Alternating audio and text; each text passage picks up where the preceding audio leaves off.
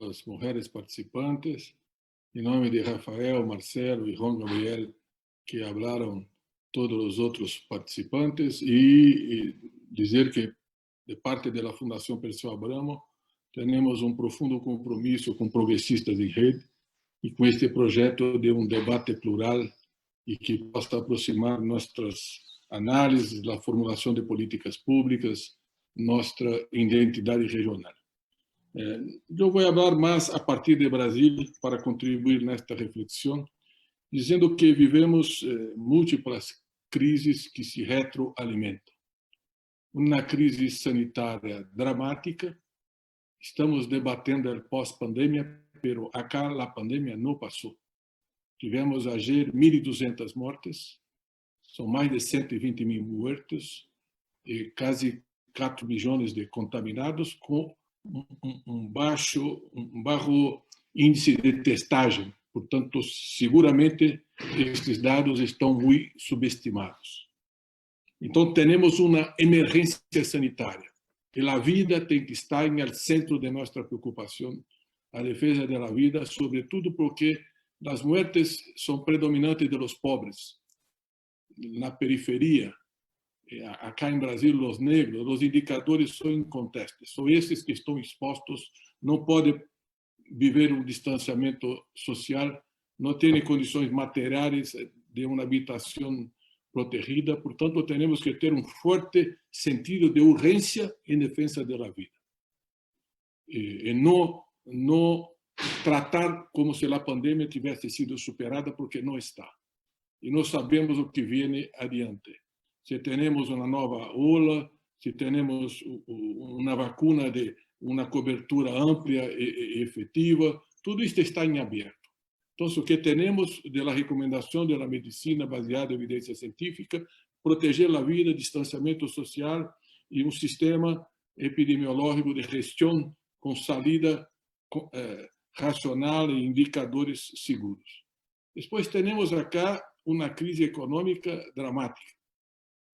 O produto interno bruto no segundo trimestre caiu frente ao trimestre do ano anterior 11,4%. Não há nada parecido na história recente. Estamos chegando a 41 milhões de pessoas desempregadas ou desalentadas ou subutilizadas. Portanto, também um indicador social, são desempregadas abertamente 12 milhões e 900 mil pessoas. E no total são 41 milhões de pessoas totalmente expostas nesta crise. Então, há uma crise econômica e social de grave intensidade e profundidade. E, em Brasil, um agravante que é uma dramática crise política. Temos um governo negacionista que não crê na medicina baseada em evidência científica, que não planejou o enfrentamento da pandemia, que não há coordenação. Temos no Ministério de Saúde um general intendente que nada sabe sobre saúde, há uma intervenção militar no Ministério, sempre tentando quebrar os indicadores e contra toda a recomendação da medicina baseada em evidência científica. Então, essa é uma situação muito grave e como pensamos este enfrentamento? Creio que temos que ter propostas em 3 níveis. Primeiro, a emergência. Segundo, a saída da crise pós-pandemia. E terceiro, transformações estruturais na sociedade. Defender um novo marco civilizatório, uma nova utopia histórica. Nós trabalhamos um plano de reconstrução e transformação do Brasil que vamos lançar no dia 8 de setembro. Vamos traduzir para o espanhol e inglês e vamos distribuir amplamente. E trabalhamos intensamente, mais de 600 pessoas. Temos núcleo de monitoramento de políticas públicas em todas as áreas do governo e do Estado brasileiro. E são intelectuais, gestores, liderazgos que estão trabalhando coletivamente nesta proposta. O que defendemos? Na emergência, em primeiro, ingresso emergencial para os pobres. Foi uma proposta do PT, da oposição, e, ao final, negociamos R$600 ao mês. São 51 mil milhões de reais que são ingresso na economia mensalmente, e isto protegeu, amenizou a crise social para dar alguma condição de enfrentamento para a população mais desassistida. Pero o governo já disse que vai reduzir para a metade a partir deste mês. Então, vamos viver um agravamento da crise social muito proximamente. Este indicador de emergência, este ingresso emergencial, que foi complementar à beca de família, teve um impacto político favorável ao governo. Pero ele está totalmente prisioneiro de uma agenda neoliberal e de uma ortodoxia fiscal que vem desde o golpe de Estado contra Dilma Rousseff. Há uma emenda constitucional que, por 20 anos, o teto de gasto público será declinante em Brasil. Não há saída da crise com uma ortodoxia fiscal e com esta visão neoliberal. Este é o grande debate que temos neste momento. Então, lançamos propostas e aprovamos algumas no Congresso Nacional, este ingresso emergencial, linha de crédito para micro e pequenas empresas, uma política que, em síntese, discute a retomada do investimento público, emprego emergencial. O grande tema é um novo rolo do Estado na economia. Este é o grande debate do momento. Se vamos para um Estado mínimo neoliberal para os pobres, pois é forte para o sistema financeiro, ou se vamos discutir um Estado que faz políticas públicas, que pensa inversões estratégicas, que tem um compromisso com o tema da desigualdade. A nossa proposta tem 5 diretrizes fundamentais. A primeira é a redução da desigualdade. Viemos de 13 anos de melhoria no índice de coeficiente de Gini. Geramos 22 milhões de empregos. Reduzimos a desigualdade como em nenhum outro momento da história. Retiramos os pobres do mapa da ONU, da hambre. Fizemos um programa de beca de família para 14 milhões de famílias. O sueldo mínimo cresceu 79%.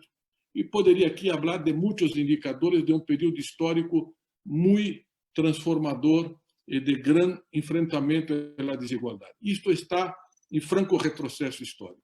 Então, o tema da desigualdade perpassa todas as nossas propostas, incluso a questão de gênero e do racismo, que são dimensões estruturais no capitalismo brasileiro. O segundo tema fundamental é a sustentabilidade ambiental. Temos que ter um compromisso de uma transição para uma economia de baixo carbono. Neste momento, para nós outros, há uma grande prioridade de proteção da Amazônia, do Pantanal, que estão vivendo uma deterioração dos indicadores com a destruição, os incêndios sem precedentes. Há uma preocupação global sobre isso. A Amazônia tem um papel muito importante, um rolo muito importante no sistema hidrológico, que está cambiando as sequeias, as inundações. Isto é parte de uma transição que não sabemos para onde vamos. Portanto, a defesa deste patrimônio que tínhamos, o Brasil era líder em redução de desmatamento, líder em redução de emissão de gases de efeito estufa, e isto está totalmente comprometido. O pressuposto para 2021, para a área ambiental do governo Bolsonaro, é metade do que tínhamos no ano anterior. Metade. Portanto, o que está malo tende a se deteriorar muito rapidamente. E nossa proposta é assumir uma agricultura de baixo carbono, uma transição energética em direção à forma sustentável de produção de energia, proteção das reservas naturais estratégicas, que é o desmatamento zero da Amazônia, para termos condições de reestruturar o desenvolvimento regional. Então, este tema da transição ambiental não é um tema secundário, tem que estar elevado a uma dimensão estratégica em América Latina e em todo o mundo. O terceiro tema é o novo modelo de desenvolvimento. Vivemos um intenso processo de desindustrialização em América Latina, que é produto desta financiarização que Juan Gabriel mencionava.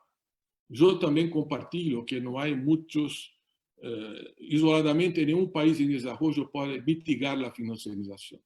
Há debate sobre a regulação internacional, temos que ter mais ousadia nisso. Piketty e Stiglitz estão propondo medidas concretas nesta direção e outros economistas. Temos que criar uma agenda frente à financiarização. por exemplo, uma carga tributária mínima de 25% para todos os países, para evitar esta concorrência predatória do Estado. Um único centro de registro de toda a riqueza financeira global, para que possa ser tributada, e a tributação das grandes plataformas digitais. Enfim, há um tema estratégico sobre isto. E há um tema da reindustrialização. Não vamos viver a indústria do passado. Temos que preparar a região para a indústria 4.0, para há uma transição digital e preparar a economia do conhecimento, ciência, tecnologia e inovação, mais valor adicionado na estrutura produtiva, superar esta condição de exportador de commodities que estamos condenados há tanto tempo. Então, há um grande debate, de nosso ponto de vista, sobre o novo rolo da industrialização e os bancos públicos em Brasil têm um papel decisivo em impulsionar esta perspectiva. O quarto tema fundamental é a democracia. Eu também compartilho com esta análise que há uma deterioração muito forte da democracia, incluso porque esta sociedade digital, esta hiperconectividade, fragiliza as instituições de mediação política. Os partidos, os sindicatos, a própria prensa, que no Brasil é muito concentrada em 9 famílias, tem muita dificuldade de intermediar, e os governos se fragilizam diante disso. Então, e a democracia não é apenas seu sentido liberal, voto universal, liberdade de expressão, de manifestação. Não, é também uma organização social que reconhece direitos e que promove direitos sociais.